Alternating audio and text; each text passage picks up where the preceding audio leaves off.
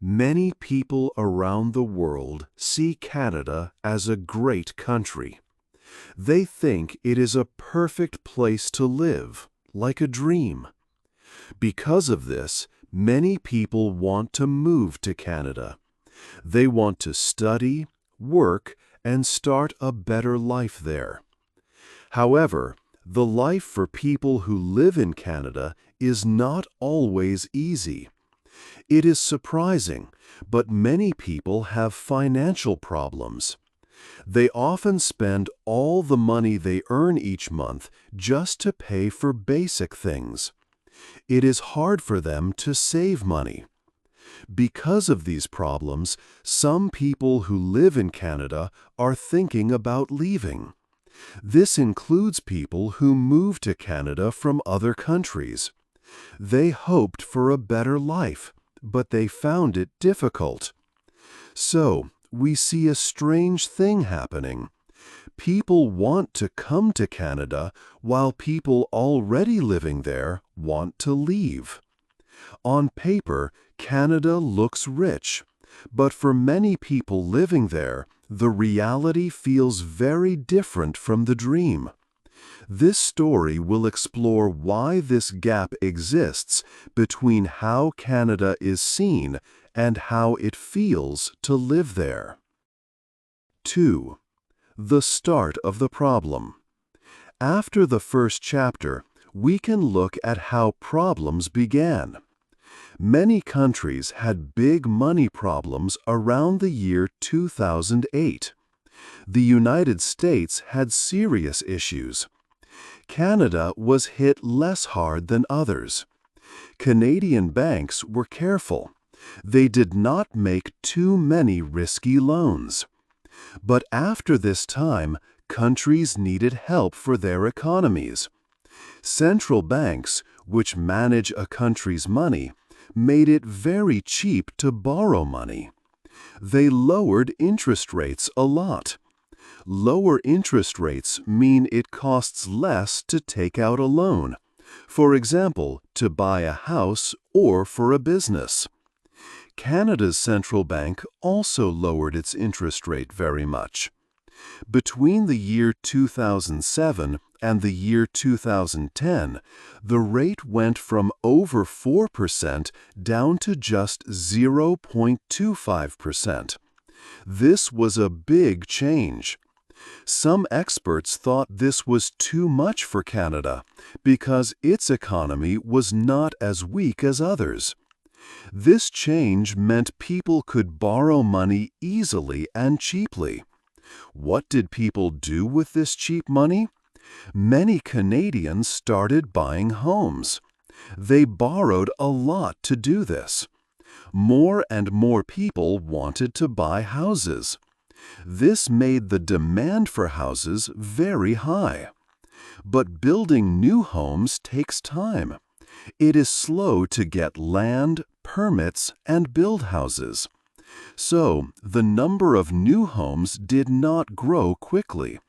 This means there were not enough homes for all the people who wanted to buy them. The supply of homes was low, but the demand was high. When many people want to buy something and there is not much of it, the price goes up. House prices in Canada started to go up very fast. This was the time when homes started to become too expensive for many people. So, the decision to make borrowing very cheap after the 2008 problems had a big effect. It helped start the issue of housing costs. This is how the problem with homes being too expensive really began in Canada. 3. Homes cost too much. Canada's economy started to focus more and more on buying and selling houses and land. This part of the economy became the biggest. It was bigger than jobs in making cars or building new technology. Other countries focused on making things or building new ideas. But Canada focused a lot on houses. Many Canadians felt that buying a house was a perfect way to save money. They heard from parents and friends that house prices always increase. It felt like a sure thing. So, people felt safe putting a lot of money into houses, thinking it was a way to become wealthy. This belief that house prices would always go up helped push the market prices higher and higher. A lot of houses were bought by people who were not planning to live there.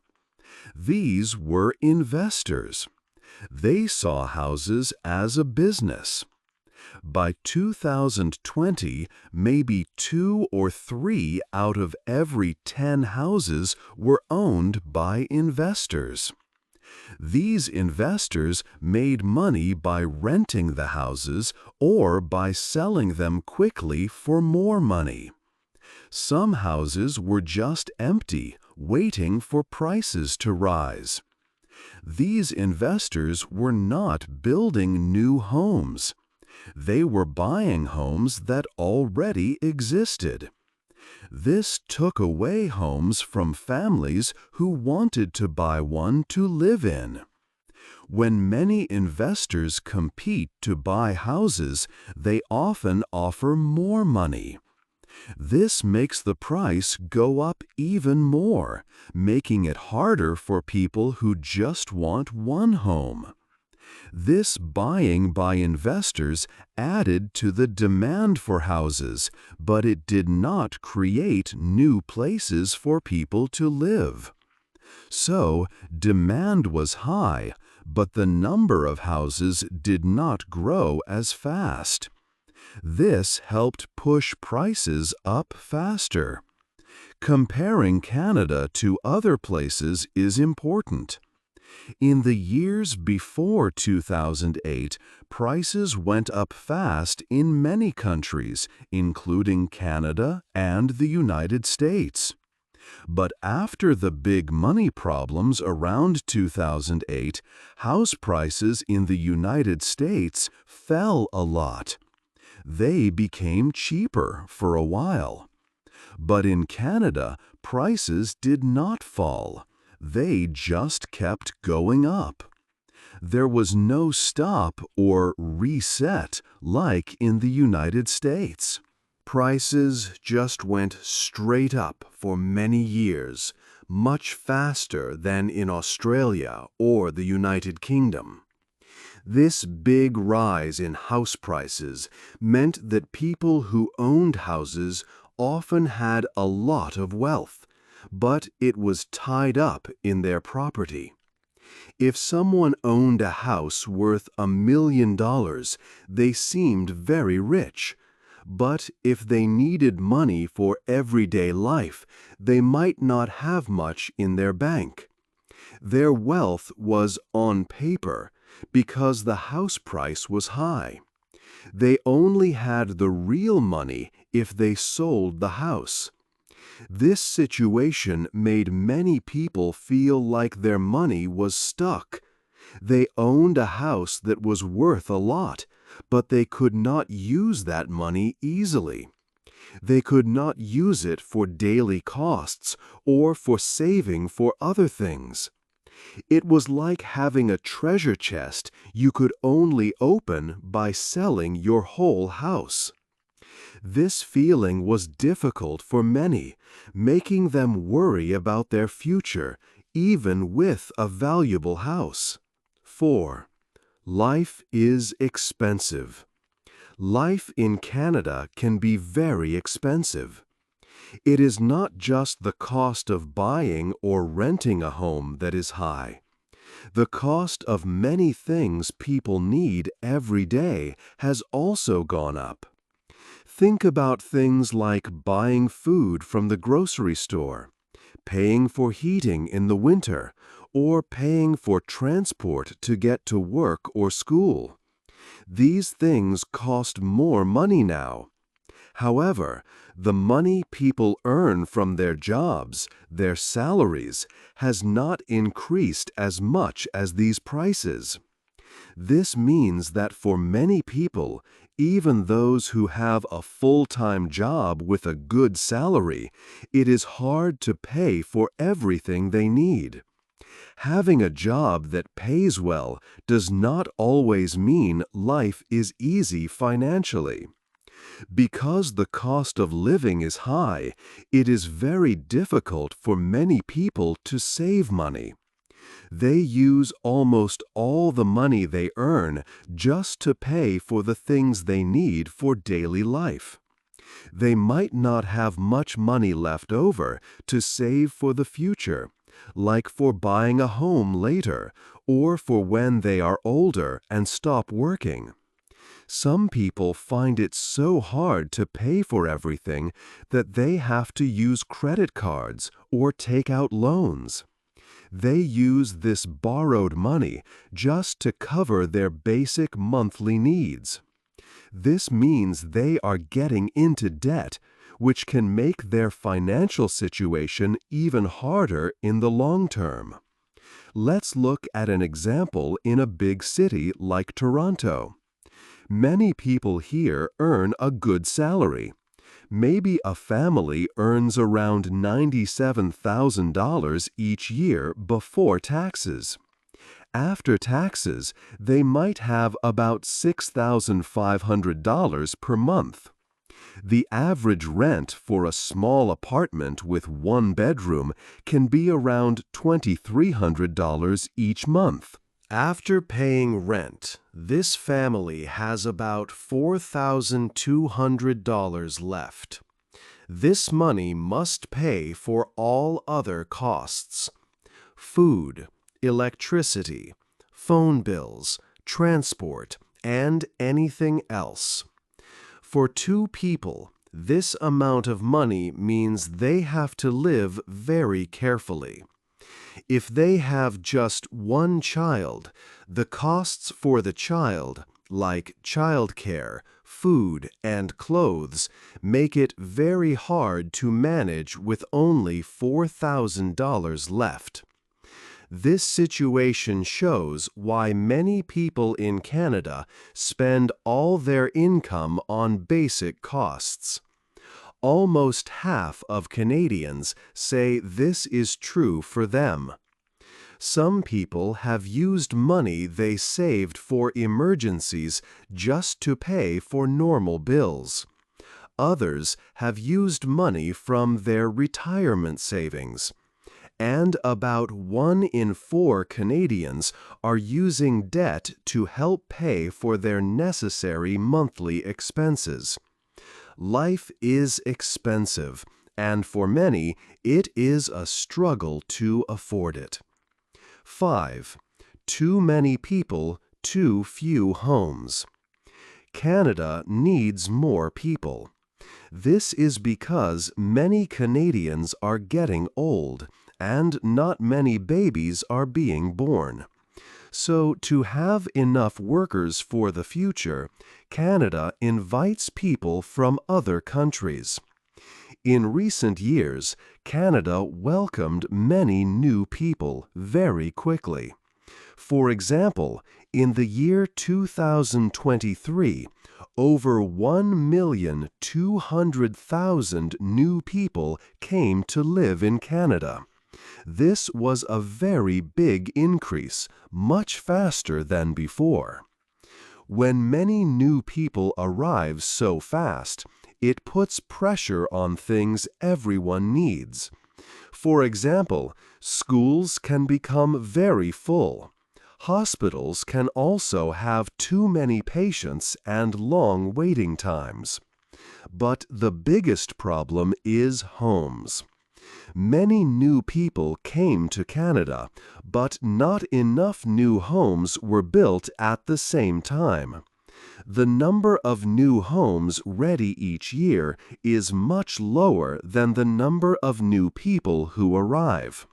For instance, in 2024, Canada planned to welcome about 483,000 new immigrants.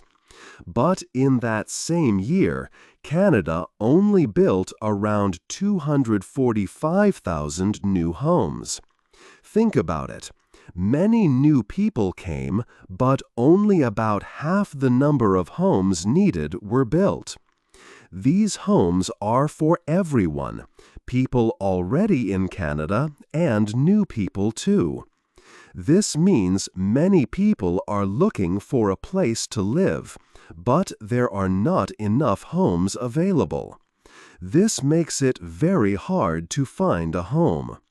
Also, some people who came to Canada for a short time stayed longer than their visas allowed. This means even more people are living in Canada and need a home. So, people who are citizens of Canada, people who came here legally, and also people who stayed longer than their papers said, are all trying to find a home. They are all competing for the same houses and apartments. The situation of many people looking for few homes creates strong competition. When a home is available, many people want to rent or buy it. This pushes prices up even more. Landlords or sellers can choose from many people, which makes it difficult for average people to find a place. They might lose out to others who can pay more. This is true for both buying homes and renting apartments. Finding a simple apartment to rent can be a long and stressful process because so many people are applying for the same place. This competition happens in big cities and also in smaller towns, as people move to find more affordable places. But the problem follows them. The mismatch between the growing number of people and the slow pace of building new homes is a major reason for the housing problems. It's like adding more and more chairs to a room, but not adding more places to sit. Everyone has to try and fit in the few seats available. This pressure on housing is felt by many across the country. It affects young people trying to start their lives, families needing more space, and new immigrants arriving with hopes for a better future. They all face the challenge of finding a home in a market with too few options. 6. New people face problems. New people come to live in Canada. They hope for a good life. But many face problems, especially people with skills like doctors or engineers. They find it hard to get jobs in their field. Their education or work experience from their home country is often not accepted in Canada. They may need to take more tests or training, which costs money and time. Some jobs also ask for Canadian experience. This is hard to get if you are new and cannot get your first job. This means skilled people sometimes work jobs that do not need their high skills. They might drive taxis or work in shops. This is not using their full potential. It is a loss for them and for Canada. Also, some people with a lot of money come to Canada and buy houses. This can make the housing problem worse. When they buy many houses, the prices go up even more. People with less money cannot compete. They cannot afford to buy a home.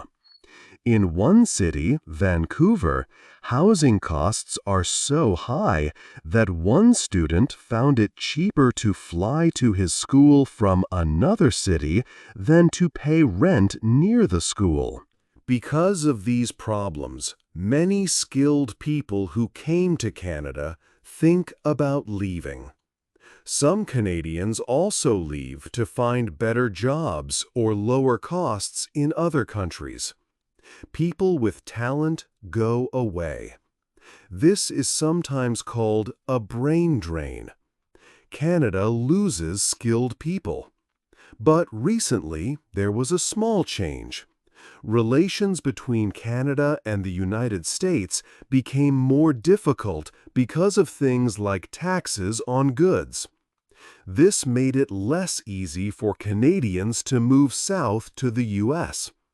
At the same time, surprisingly, some people from the U.S. started to think about moving to Canada. This might be a chance for Canada to get new skilled people. Canada needs to use this chance well.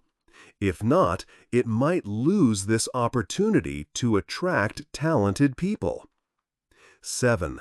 The wrong path. Canada faced a new problem in 2014. The price of oil went very low in the world market. Canada sells a lot of oil to other countries, especially from areas like Alberta. So when the oil price fell quickly, it hurt Canada's economy. Money from oil exports went down a lot. This was a big blow because oil was an important export for Canada. After this, Canada needed to find ways to make its economy strong again. Some people thought Canada should focus more on making things in factories, like cars or other products, or on building new technology companies. These are things you can sell to other countries and create many different jobs. But Canada mostly kept focusing on real estate. Building and selling houses and land was still the main thing that seemed to be growing fast. This strong focus on real estate meant that other important parts of the economy did not grow as much as they could have. Making things like cars went down. In the year 1999, Canada made many cars, about 3 million cars each year. By 2020, it made much less, only about 1,400,000 cars. Selling oil to other countries also became less important than before, even when prices went up a little again later. The economy seemed to depend too much on houses going up in value. High housing costs changed how Canada's economy looked on paper. When people pay high rent or buy expensive houses, all that money counts in the country's total economic count. This total is called the Gross Domestic Product, or GDP. So, because houses and rent were very expensive, the amount of money spent on housing was very high. This made Canada's total GDP look big. On paper, Canada looked like a very rich country. But for many people living there, life was hard. They spent so much money just to have a place to live. Because so much money went to housing, people had less money for other important things. They had less money to spend in shops, to start businesses, or to save for the future. They could not save much money for emergencies. They could not save to buy a house or start a family. They could not invest in new businesses or new ideas that could help the economy grow in different ways. This situation made many young Canadians feel sad, worried, and sometimes hopeless. They looked at the price of houses and felt it was impossible to ever own one. Starting a family felt like a dream that might not happen because of the high cost of living. Saving money for education or retirement seemed very difficult. It felt like their future plans were very hard to reach. This focus on houses and the high costs it created made many feel that Canada had taken a wrong path for the future of its people. It felt like the economy was not working for everyone anymore. 8. What happens now? After looking at everything, we see that Canada has some big problems now. It is not falling apart, but the problems are getting bigger. It is very hard for many people to live well here. One big problem is housing. Buying or renting a home costs too much money. Prices are very high, and they keep going up. Another problem is the cost of daily life. Things like food, clothes, and transport are also very expensive. People must spend most of their money just to buy these basic things. This means they cannot save money for the future. Many people have to use credit cards or loans. They are getting more and more debt. Having a lot of debt makes life very stressful. Also, the country's economy is not as strong as it could be. Businesses are not making as much as they should. This means the country is not growing well for everyone. These problems with housing, costs, and debt make life difficult for many people. They feel worried about the future. Can Canada fix these problems? The government knows there are problems. They are talking about plans. One plan is to build more houses. This could help with the high prices if many new homes are built quickly. Another plan is to change how many people come to live in Canada. They want to be more careful about this. The idea is to help the country handle the people who are already here better. But nobody is sure if these plans will really work. Will building more homes be enough? Will changing immigration really help? People do not know if these ideas will make a big difference, or if they are just words. The future for Canada feels uncertain for many people living here. What do you think should happen next to make things better in Canada? Hey there! Just a second before you go. If you learned something new today, please give this video a like, write your thoughts in the comments, and subscribe to the channel. It only takes a second, and it really, really helps to create even better English videos for you. Your support means the world. Thank you.